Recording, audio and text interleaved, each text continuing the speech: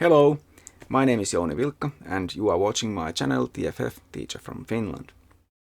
Have you ever asked yourself something like the following questions? Which choice is morally good and which is evil? How should I make decisions that are the right thing to do? Which moral rules should I follow? These questions belong to normative ethics. There are different theories of normative ethics giving different answers to those questions, as you may have already guessed. Perhaps the most commonsensical of them is the idea that we have some moral duties that we must fulfill by living in accordance with some rules. This is called deontological ethics, from the Greek word deon, meaning obligation or duty. Philosophers supporting deontological ethics typically claim that we can discover the universal moral rules or duties through the use of reason. This video is about the most famous deontological theory of ethics, but before going deeper into the subject, I would like to ask you to consider subscribing to my channel and clicking the thumbs up button. Throughout this course, I have been talking about morals as the rules by which one ought to live. Typically, they are learned and followed as duties imposed on the individual following them. A fairy tale read to children already contains a moral of the story, something to be learned. But these days, when we look at old fairy tales, the morals they teach can seem dubious or downright awful. This kind of critical examination is what philosophy is all about. When you examine the moral norms you have been following, you are practicing philosophical ethics. When you try to rationally figure out how one really should live and make decisions in life, putting aside any existing norms you are aware of, you are practicing philosophical ethics, or to be more specific, normative ethics.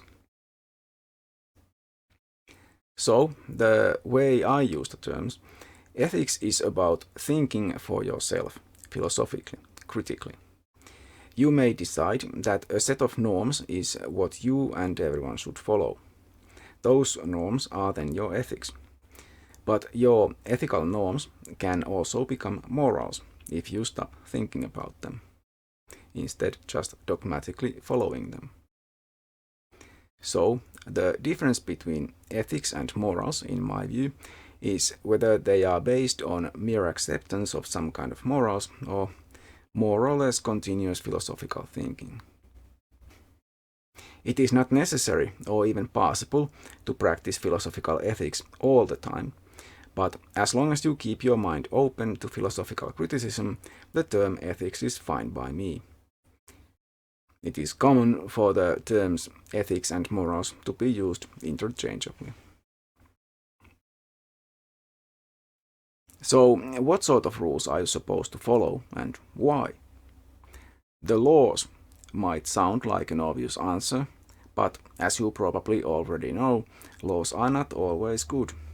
Slavery and genocide have been completely legal, after all.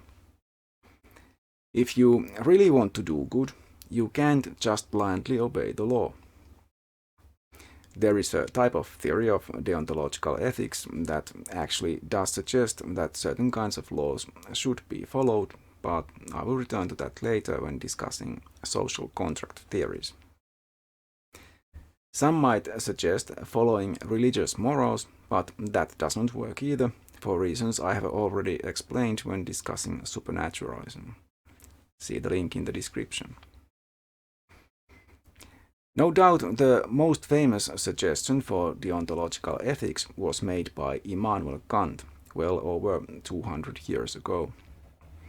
A lot of people find his views about ethics to be very appealing because they seem to capture something important about ethical behavior. That the intention, the reason why a person does something, matters a lot when assessing the moral value of the act. Of course, there are those who disagree with this basic premise, considering the consequences to be at least the most important part of what matters. I will return to that view later when discussing consequentialist ethics. The significance of intention is difficult to ignore. If a child in your care accidentally drops a glass on the floor, causing it to shatter, you probably wouldn't chastise them. But if the child gleefully smashes the glass on the floor, clearly fully intending to destroy it, you would punish them. The consequence of the act is the same, but the intention is very different. Immanuel Kant went much further than that in emphasizing intention. For him, an act that merely follows the rules does not have much moral value. Not doing harmful things to others when you really would like to is not enough. To be moral, an act should be motivated by benevolence, a moral sentiment to do good. For Kant, there must be an internal sense of duty to do the right thing. Of course, being forced to act according to rules is not moral at all. That you do not shoplift when there are security cameras around and a guard following you close by inside the shop is not moral behavior. Moral behavior requires the freedom to make the wrong choice. To make the right choice, we have to act rationally, according to Kant. This means that irrational urges, cravings, emotions, desires, or any other motives besides the will to do the right thing by following the correct ethical norm must be silenced. Our choices must be free of all other factors except the dictates of reason. Kant believed he had figured out a general rule which could be used in all situations to help make the morally right decision. It is called the categorical imperative. It is categorical, meaning it is not conditional or hypothetical, such as if you want X, you should do Y, which is just advice. A categorical imperative is supposed to be a rule an ethical person always follows, not just when they want to achieve something.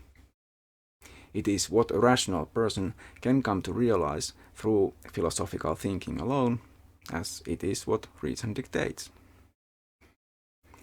Kant's categorical imperative is generally translated as follows. Act only in accordance with the maxim through which you can at the same time will that it become a universal law.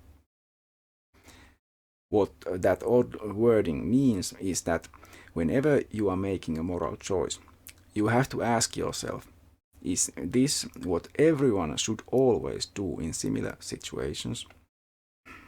The idea is that you have to act so that your act would be in accordance with a universal law of nature that everyone else will also necessarily follow.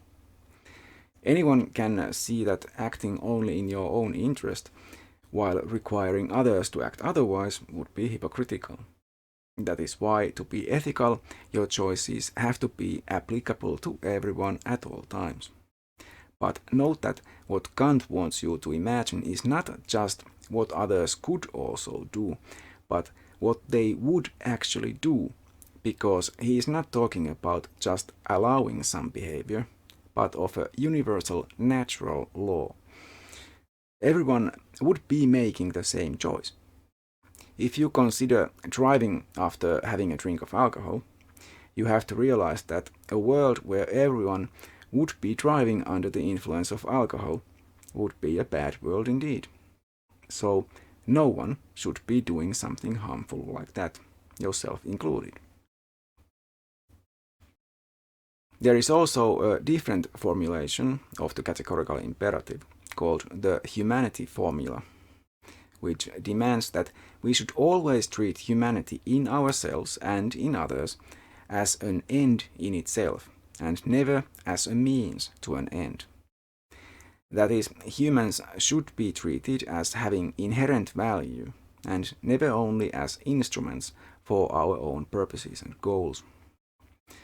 People are not just tools, and most people would probably agree that seeing others as merely instrumentally valuable is a dehumanizing way of thinking.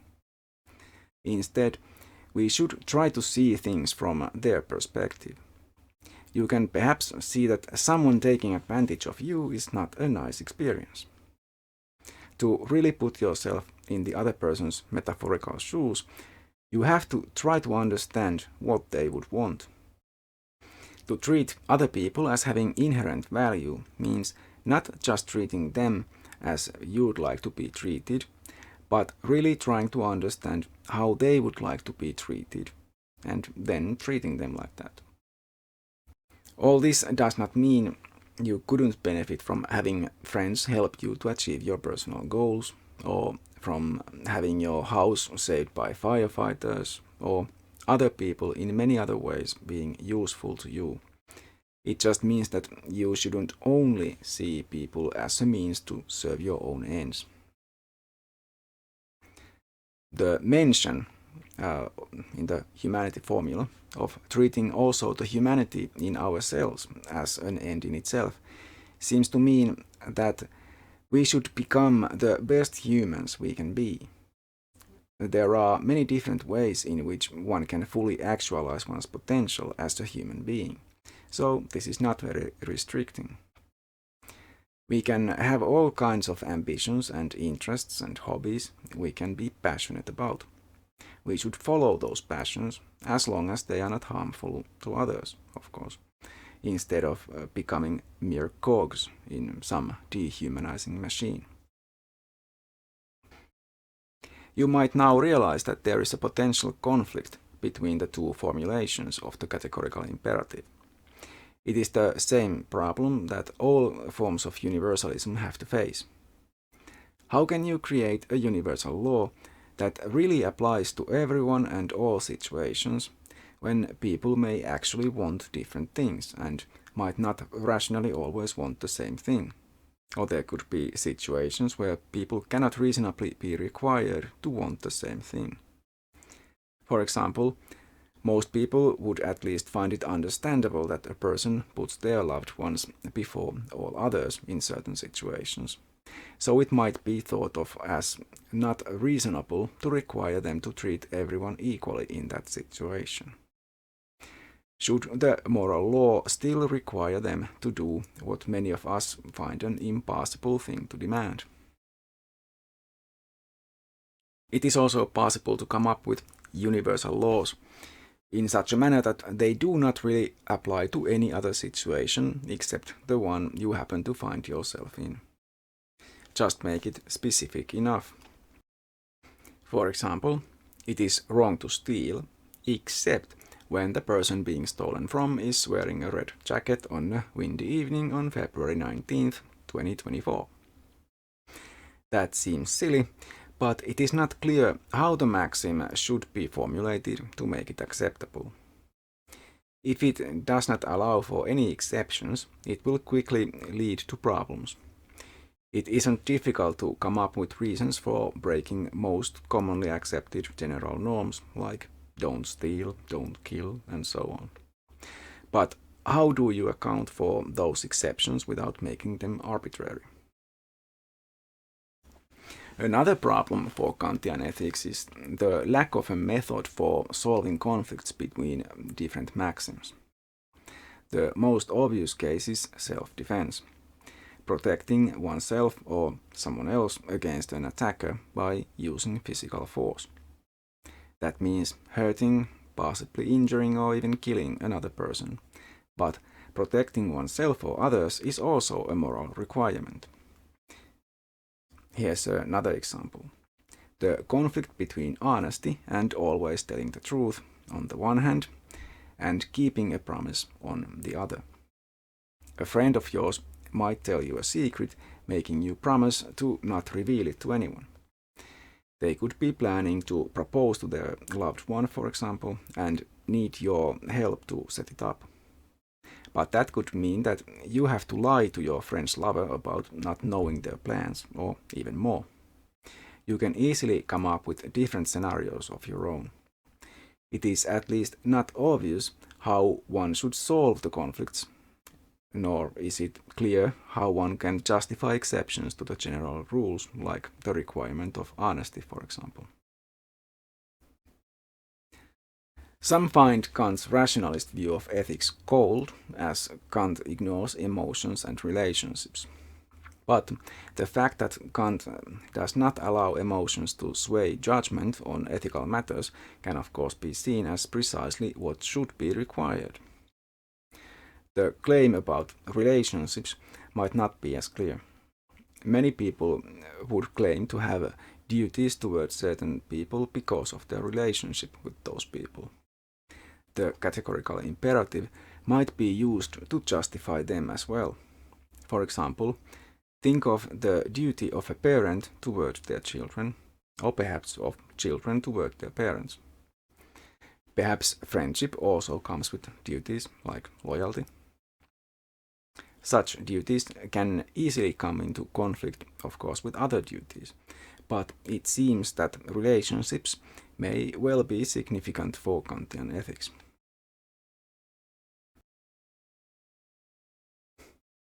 The categorical imperative only applies to ethical matters in an abstract way. It does not provide guidelines for living well in general. Nothing in it implies that using the categorical imperative will result in a happy life. This is seen as a weakness by some, but again, it can also be seen as a strength.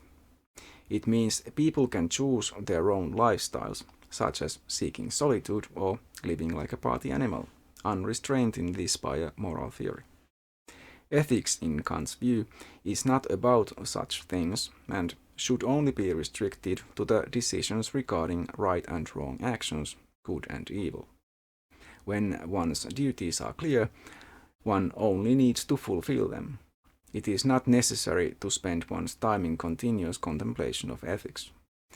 That is, assuming that new ethical problems do not continuously come to light.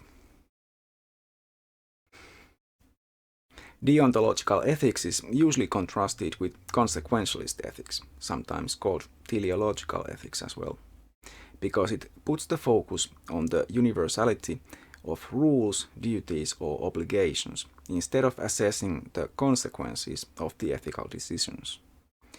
That said, one argument for deontological ethics is to claim that the kind of moral thinking it espouses will be good for whole communities. When people do their duties, the community as a whole is made better. If all the members of the community do so, it would seem to be the case. But this is to be seen as a less important byproduct of the main point, which is to do one's ethical duty. In the next video, I will explain how consequentialism seeks to answer the questions of normative ethics. Until then, and bye for now. If you wish to support my channel, please click thumbs up, subscribe and share my videos. Any comments on the videos would also be welcome.